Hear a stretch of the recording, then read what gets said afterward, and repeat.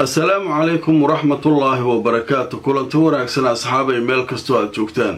kusoo dhawaada mar kale iyo mid kamid ah barnaamijyada aan idinku tala galnay waa barnaamijkeeni galabnimo maanta waa talaado taariikhduna waa 9 bisha September sanadka 2025 qodobada barnaamijka galabnimo aan idinku soo gudbinayo waxa ka mid noqon doona meydka askari kale oo Israa'iiliya oo la helay baaritaan socda ma isaga isdilay mise iyaga dilay تفاصيل كصابس شكلها سواندين هيا وعشو كلا ندين شو قد بين دونا قوب مخازينة أو هب لغا كيني تركيا وكحريسنا أي إسرائيل ويرر كقاضي أو أي دكم داكم كدكتي قدها سوريا تركيا ومحود جوابا بحن دونا ينا برنامج كان ندين كوهيا وعشو كلا برنامج كقلبتها ندين كوسو قد بين دونا سراكيل سري أو كترسن سردون كإسرائيل أو كور بحيي حالة iyo qorshaha ay Israa'iil doonayso inay ku kharijiso madaxda Falastiiniyiinta ee jooga wadamada Turkiga iyo Qatar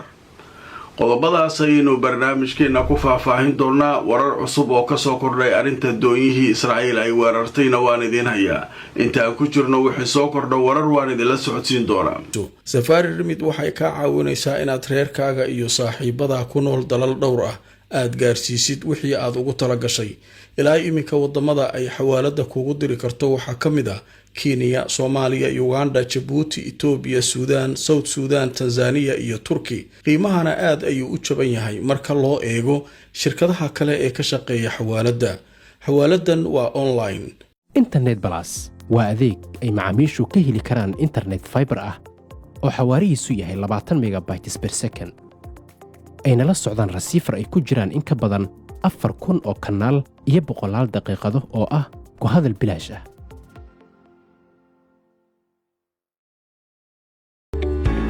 dhammaan bulshada waxaa lala socodsiinayaa gaar ahaan magaalada London in xarunta dhinaca caafimaadka French and Overseas Clinic ay ku taalo meel aan ka fogeyn stationka tareenka Baker Street ee bartamaha magaalada London. halkaa waxaa jooga dhaqaatiir kala duwan oo ka daaweynaya cudurro ay ka mid yihiin kuwa maqaarka, kuwa carruurta, kuwa haweenka iyo cudurrada guud. dhaqaatiirta halkaa ka howlgashay howlwadanaduba waxay diyaar u yihiin inay wixii caafimaad ay kula qabtaan.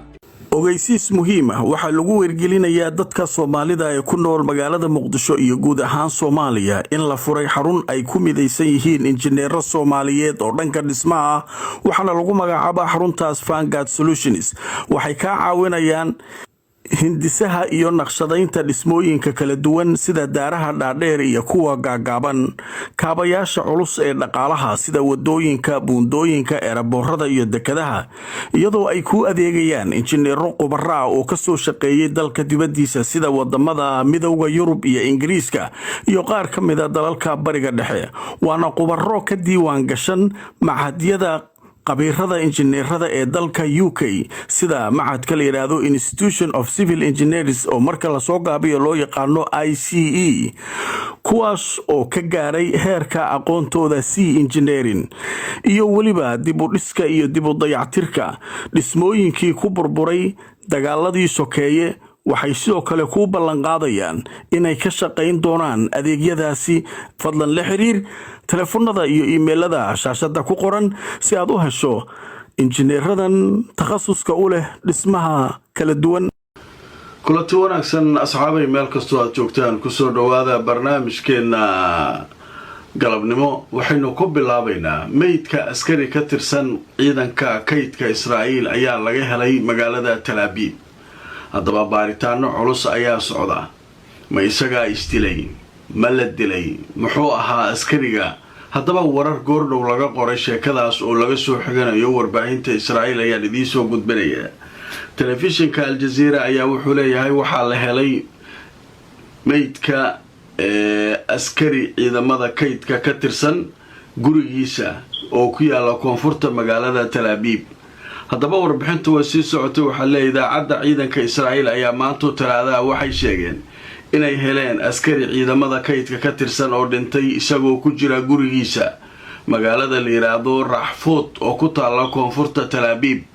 haddaba idaacadda ciidamadu waxay sheegtay in hadda xaaladdu ay u muuqato oo laga shakisan yahay inuu askariga isagu isdilay. haddaba waxaa sii kordhaya askarta Israa'iiliyiinta ay isdishay muddadii ugu dambeysay iyagoo la sheegay markaa ay soo gutaan ama ay kasoo laabtaan dagaalada gaar ahaan Gaza in askariga isaga uu iska takhalusayo oo isdilayo.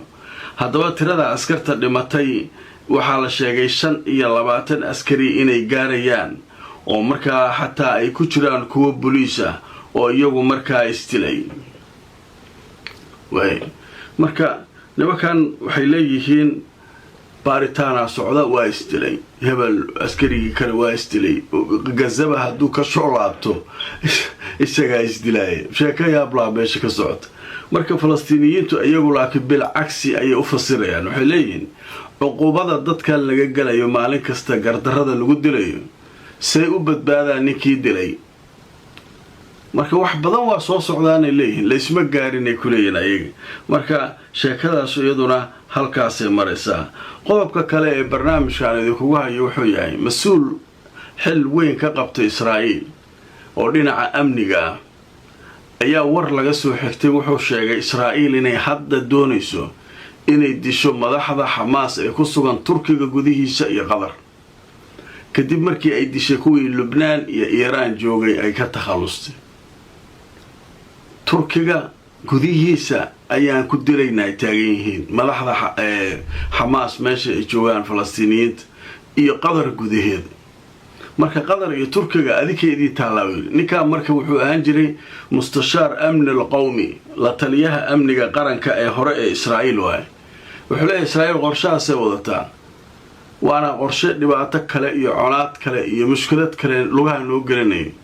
Iiraan hadda hawsheedii aan wadi noo taagan, haddana Turkiga haddaynu wax ka samayno dhibaato kale, Qatar oo aan waxba naga samayn haddaan gudaheeda dhibaato ka geysano, dee adduunkii oo dhan foolxumo haddaan taagannahay mid kale aan noogu darinuu taagan.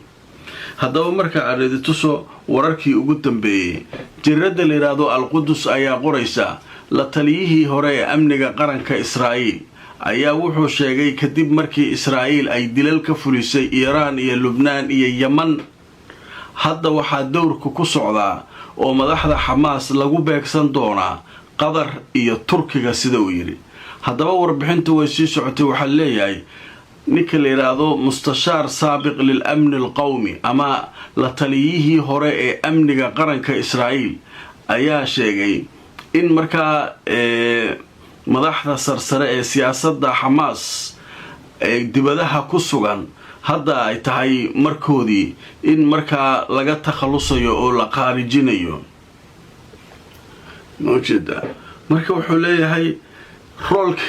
roolkii waa soo dhammaaday. Lubnaan waa la soo cunay, Iiraan gudaheeda ragaa lagu cunay, Yemen waa la cunuu leeyahay. wuxuu ku daray nimankii maalin dhaweyto ra'iisul wasaarihii iyo golihiisii wasiirada iyo wixii ku daray waa la cunay iyagana. haye hadda dowrku wuxuu saaran yahay waa in la cunaa nimankan Qatar iyo Turkiga jooga. marka sheekadaasu iyaduna sheeko cajiiba waaye. waxaa marka laga rabaa Turki iyo Qatar si ay isu waardiyeynayaan ayay u taalaa. meeshaan Israa'iil waxba ma qarsanaysa. hadda koorna warbixin halkan aan ka sheegay waa la socoteen, intii aadka igu xirnayd way maqleen. sheekada kale xiisaa leh noo soo socota qaybta dambe aynu kaga hadli doono waxay tahay makhaasiin hub ku jiray oo Turki laga keenay oo Suuriya gudaheeda la keenay. Israa'iil way ogaatay, nagtay ka saartay. Turki adeeg ku taalaalin waxa qaadi karto qaad afka kala qaadi kartaa macalinka weyn abeesha naga taagan maadaa su'aali kara. haddaba sheekada way noo soo socotaa, laakiin waxaan rabaa intaynaan xayisiinta u gudbin warar cusub oo ka soo kordhay doomihii la weeraray. doomihii saakay way cabaadeen, waxay yidhahdeen Israa'iilana soo weerartay. Tunisia maxaa waay filinkeeda? ma iyadaa ka dambaysay? maxay tahay? maxay noogu fiirsanaysaa haddii kale Israa'iil haddii dhibkan ay geysato hawadeeda kusoo xadgudubtay maa difaacdu oo maaragtay warbixin ka soo saarto? say u qaylinayeen Tunisiyaanku aamusnaa. Tunisiyaanka waray soo saareen, waxay yidhahdeen waa beeninay inay Israa'iil soo weerartay doonta oo doonta diyaarad daroon annaga u jeedna wax ku dhufatay ayaa iska lahaa. marka may dib u baara doonta dabka kacay iyo waxaasay leeyihiin. hadda marka waxaa isku dhacsan qolooyinkii nabadda u ololeynayay iyo Tunisiyadii way baqaysaa Soomaa. waa dowlad yar oo iska carab ah waxay tiri Israa'iil ma idin soo weerarin haddii Israa'iil ay soo weerarto loo sheekada weynaanaysa waa inay iyadu dacwootaa waa in qaramada midoobay meel kasta Israa'iil dhulkeega si u soo weerartay caasimadii dekad ku taalo waa meesha la isku haysto carabta heerkaas ay maraysaa marka qayladaas iyaduna socoto Tunisia waa beenisay kuwana waxay yiraahdeen Israa'iil aan soo weerartay marka sheekadii marka halkaas waa ka qasatay halkaas ay maraysaa qadar xayisiisa kadib waxaan u gudbaynaa makhaziinkan la weeraray متعشى برشاد القرآن الكريم كا يعلم تشريعه هب عصري أونلاين أديكو جوجا كوريجا أما قبض هذا شقدا مركز دار التقوى وحكومة بري القرآن كهب عصري أونلاين ما دون كتكبر كرتو حكم ذا القرآن الكريم كا إكادة لغة عربية إيو علوم تشريعه استوان قلت وايد سعوطة فضلا هروكات بحيث فاهينا كالحريد من برض شاشة كان مغضى هموكاد دوكسيجا مركز دار التقوى شركة إمارة لكشري هومز وشركة قريها عصرية كدست مقالة نيروبي دالك كينيا haddana waxa ay ka wadaa dhismaha loo yaqaan The View xaafadda Backlands jidka 6 Avenue City Park dhismaha The View waxa uu leeyahay adeeg kasta oo asaasi ah waxaana uu ka kooban yahay sida 2 qol 3 qol 4 qol iyo waliba qolkii shaqaalaha iyo 4 qol oo 2 dabaq oo isdul saaran waa nooca loo yaqaan duplex haddaba imika waxa socda barnaamijka sharikadu ay u bixisay 90 days promotional kaasoo la magac baxay hoyga waa muhiim hanti yeelo kala xidhiir telefoonada kulanti wanaagsan mar kale asxaabay meel kastoo aad joogtaan waxaan maraynaa qaybihii ugu dambeeyay barnaamijkeena galabnimo haddaba qaybtan waxaan iyana idinkugu hayaa war ka yimid dhanka Suuriya magaalada la yiraahdo Homs ayay diyaaradaha Israa'iil saacadii la soo dhaafay weerareen ha weeraraan waxay beegsadeen lagu leeyahay makhaziino hub ah oo laga keenay Turkiga hubkaas waxaa ku jiray dhowr gantaal oo difaaca cirka loogu talagalay oo Turkigu farsameeyo in meesha la keeno la rakibo oo Suuriyaanku iskaga dhiciyaan nimankan Israa'iiliyiinta mar walba hawadooda soo galaya inta aan la rakibin ayay Israa'iil inta u tagtay ayay meesha ku jireenay dukum daakum ka dhigtay Suuriyaanka afkay taageen Turkiyo ayuu laga takhalusay wixii ay keenaaleed Turki barka muxuu talaaba qaadi karaa isaga laga rabaa wuxuu qaadi lahay Erdogan meesha ka qayliya xildhibaan maartay wasiiradiisu waa qaylinayaan maanta dhan Israa'iil waatan diyaar waayad Israa'iil waatan inta kubood Yaman Lubnaan kubood Falastiin halkaas gal waa niman kale hadda qadar gudaheeda ee Turkiga gudaheeda waxbaan ku dilaynaa hadda Suuriya waa kaas hadda marka Turkiga soo xidxido dagaalka imaw haddii kale warka badan iska dhaafeeyeen Suuriyaanka warkooda waa cadyahay haddaba marka aan idin tuso wararkii ugu dambeeyay sheekada laga qoray telefishinka Al-Arabiya wuxuu leeyahay warbixino dhinaca ammaanka oo la helayo waxay sheegayaan Israa'iil weerar dhinaca cirka oo ay ku qaaday magaalada Diraa Homs inay ku bartilmaameysatay mustawdacaad aslixa Turkiya macnaha makhaziino hub Turki ah uu ku jiray haddaba waxaa la sheegayaa warbixintu marka inta way sii socotay waxa leeyahay Israa'iil duqeymaha ay duqeysay goobta Homs ku taalo oo ay bartilmaameysatay ayaa waxaa la sheegay in bartilmaameedku uu ahaa sawaariiq difaaca cirka ah oo Turkiga uu farsameeyay oo magaalada la keenay ayay Israa'iil halka ku beegsatay ku duqeysay saacadii la soo dhaafay waa ka adeeganay leeyahay marka meesha waxa taagan Turkiyo maxaa ugu taalaa Suuriya madaxtooyadii la duqeeyo wallahi inaysan mar kale dhacayn xagga la duqeeyo wallahi inaysan mar kale dhacana hub idin siinay hubkii aa keenta nagta laga saaray maxaa yeela mar daandaasi intaas ka badan miyaa sameyn lahayd Israa'iil Turki marka hadaa wax isku hayso soo socayla Turkiga waxay rabtaaba inay soo geliso dagaalkan way ogtahay Turki iyo waxa kan inaysan iska celin karin oo Xamaas ay ka daashay waxay isleedahay Mareykan iyo Turki istus